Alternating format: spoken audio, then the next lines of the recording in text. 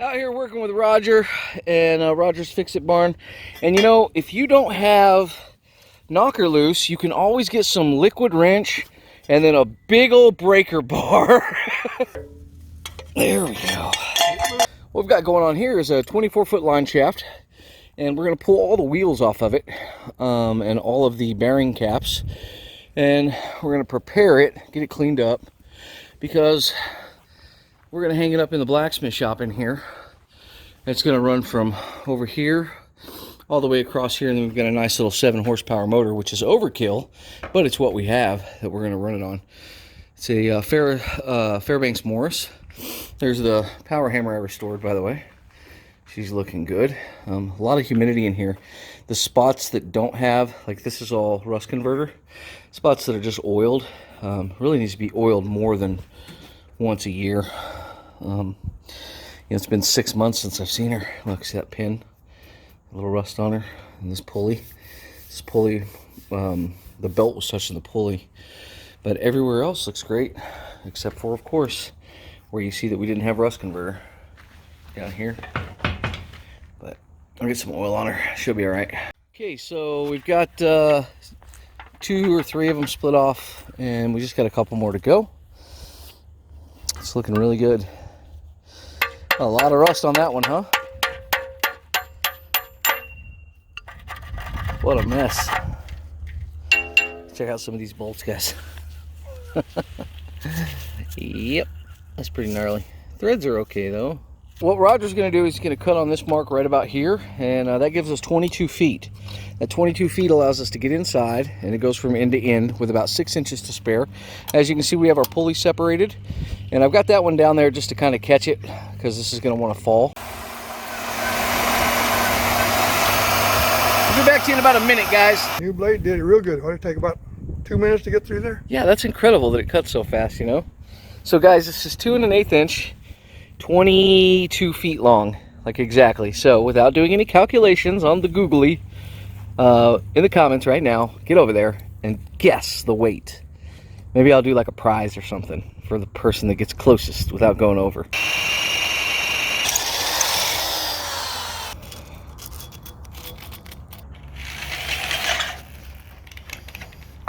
kind of hard to do with it.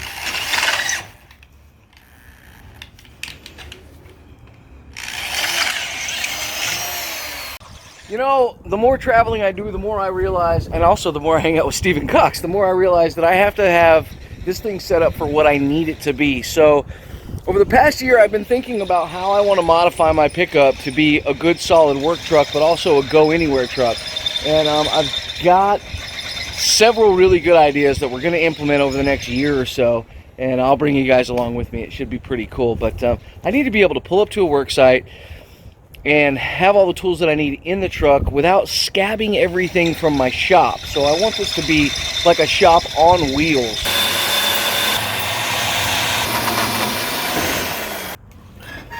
We're hanging 240 pounds in the air, and these may look small, and they do have rust pitting on them, but what this is drill stem pipe, guys. This is extremely strong pipe. This is designed to go several thousand feet underground with a twisting motion digging. Like it can take a ton of pressure, power, twisting, the whole 9 yards. This is some of the strongest pipe you'll ever see. What we're doing right now is we're going to scab these up here to the spots where we're going to put our secondary mounts. Now what that's going to help with is that torsion effect. So that's going to help keep us located left to right.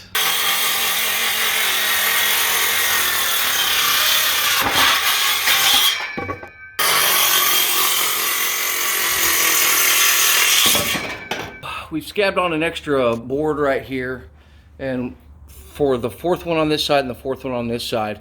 And what that's going to do is give us just a little bit more strength and extra mounting place, because this was never meant to really mount on. It's strong. This is a strong structure. But that's just going to give us a little bit more beef where we need it. Now, it's not really going to hang on this. This is just kind of a sway support for our lateral movement. So we don't want this to be able to move this way or that way, and that's what that extra board's going to do.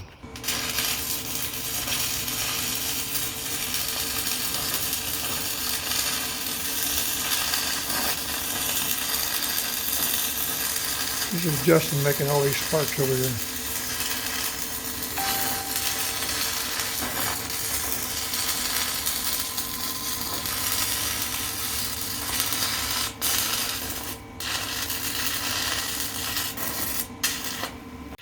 So, speaking of adding stuff to the truck, I'm going to get a Benchtop Pro, guys, from CRC. They're a Smart Washer Benchtop Pro. Because I'm out here, and I'm out here all the time working on stuff, far from home, far from my shop. And this is a mess. I mean, this is covered in rust. It's got grime and dirt in there. CRC degreaser is really good, but I didn't bring any. So, I need to be prepared. Okay, right over there, we've got one pole just sitting here with a bottom bearing cap on it, and one over here. Now we're going to get set up. We're going to bring the shaft in through this door and run it across, and we're going to slowly strap it up to the joists and hang it in place.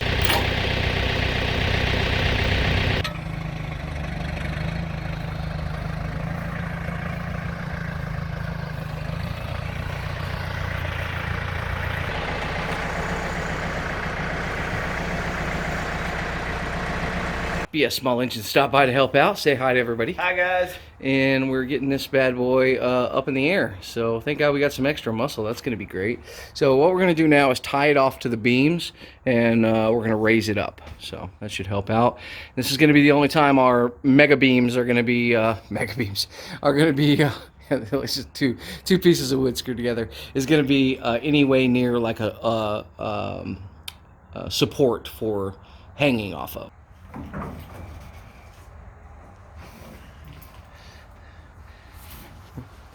You know, you really know your knots. Were you in the Navy or what? Yeah, I was.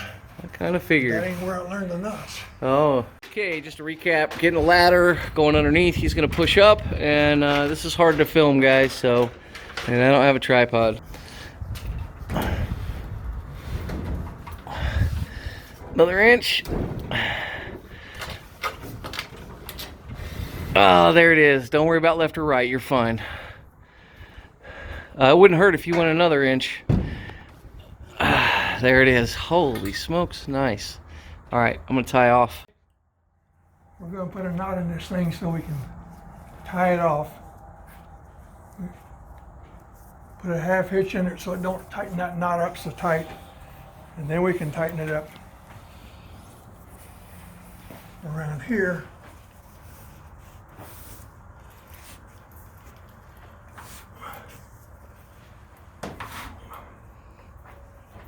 I'm going to tie this one off, and then we're good.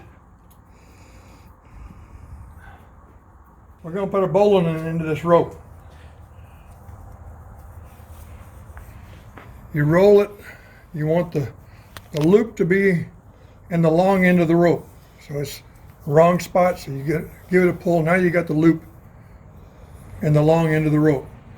You take a short end, go around the rope, and go back through the loop the same direction that the rope came out of there. And when you pull it up, this thing will tighten up, and it's strong enough you can pull the rope hard enough to break the rope and still get the knot out by hand. We're tied off here. That's holding it up. Now we're going to start measuring, adjusting, setting pipes to level, getting all that done, making sure we got enough room coming out that side of the shaft from the bearing, and enough bearing out of this side of the shaft.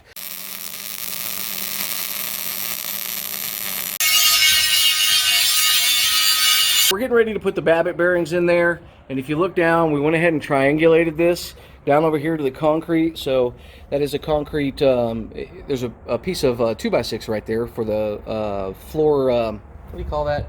The sill, yeah. We're gonna anchor into that, and got a little nice triangulation here. This is going to help us from any kind of movement laterally, as well as vibration.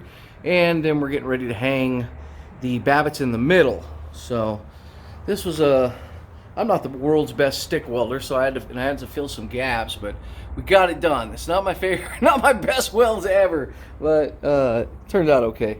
And then we're concreted down here about 2 foot, 2.5 foot in the ground. Somewhere in there, probably closer to 3, but let me give you an overview of how that's going to look. Oh man, I'm excited. Okay, so he's jacking up the Babbitts down there, or jacking up the shaft. See, she's slowly coming up. And then I'm gonna, unfortunately, have to put my hands close to the crush zone, but we're gonna come up and pin on this, and that'll make it a little bit safer because it'll lock it in a couple spots. Are you up touching that? No, I'll go a little higher, and I'll tell you when, right? Yeah, give me one more. All right, now we're locked in. So guys, see, I can't move this. So what these rings do is they rotate with the shaft and they pick oil up and from the reservoir down here, and they bring it up to the top. Okay guys, so we got our bolts in here. We got our bolts in from the bottom. There's little scrapers down in here that you know, keep the oil from coming out. They scrape the oil. These rotate and they actually make contact with the oil in the bottom and they bring it up to the top. And that's where it gets its lubrication from. And then this little pin right here, or that little donut there, locks it into place. Beautiful. Now it locks into place, right? Okay.